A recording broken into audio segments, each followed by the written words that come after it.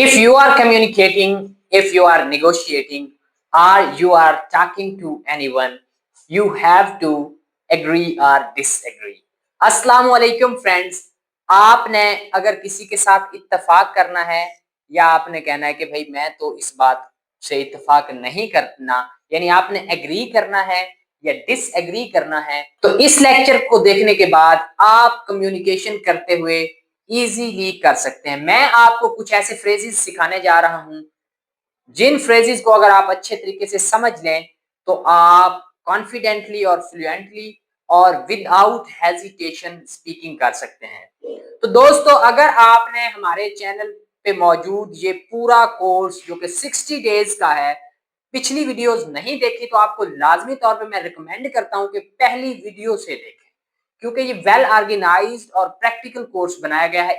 Everything जो है इसके अंदर कवर की गई है, जो भी स्पीकिंग के हवाले से इंपॉर्टेंट होती है, हर वो बात इस कोर्स के अंदर बताई गई है। तो अगर आपने डिसएग्री करना है तो आपने ये वाले फ्रेजेस यूज करने हैं, और अगर आपने एग्री करना है तो ये वाले फ्रेजेस यूज करने हैं। किस तरह से करने हैं? फॉर एग्जाम्पल, स्कूल में बच्चों को होमवर्क दिया जाता है। कुछ लोग कहते हैं कि भाई होमवर्क देना चाहिए और कुछ लोग कहते हैं कि नहीं देना चाहिए। ठीक है, तो इस पे डिस्कशन हो रही है, इस पे निगोशिएशन हो रही है।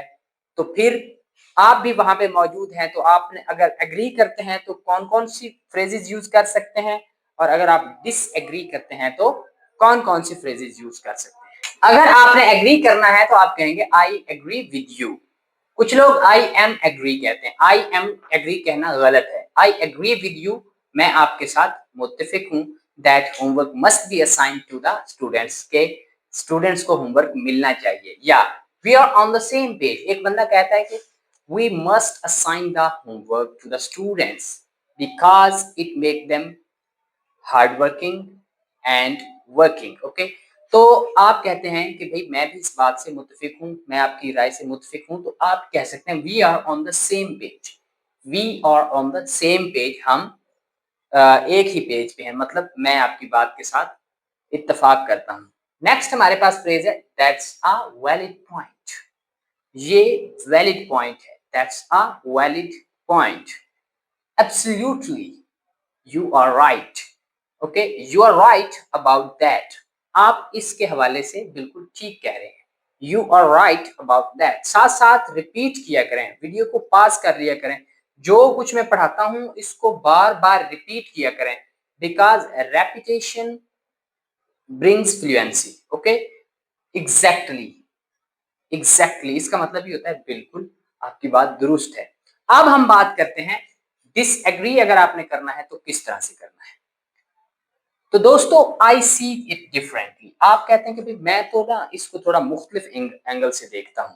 भाई होमवर्क मिलना चाहिए, लेकिन आई सी इट डिफरेंटली मतलब आप एग्री नहीं कर रहे बल्कि डिसएग्री कर रहे हैं कि आई सी इट डिफरेंटली, मेरा इसके हवाले से डिफरेंट पॉइंट ऑफ व्यू है। या that's a valid point, but आपकी बात वैलिड है लेकिन, लेकिन आ गया तो मतलब आप उसके साथ डिसएग्री कर रहे हैं बट का यूज करके।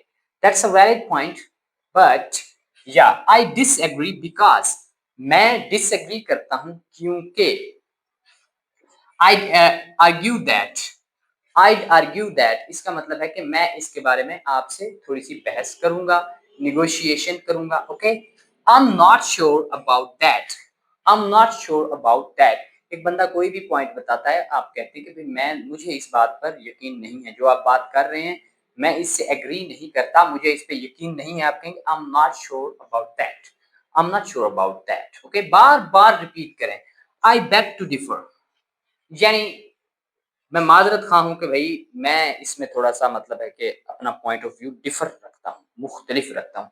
तो दोस्तों, ये वाले जो फ्रेजेस हैं इनको आप अगर अच्छे तरीके से बार बार रिपीट कर लेते हैं तो इंशाल्लाह एग्रीइंग या डिसएग्रीइंग करते हुए, specially when you are communicating to someone और you are negotiating, if you are in a meeting, whether or where you are, it doesn't matter, you can easily agree or disagree. Thank you for watching. If you are new on this channel, must subscribe this channel, like this video and share this video with others.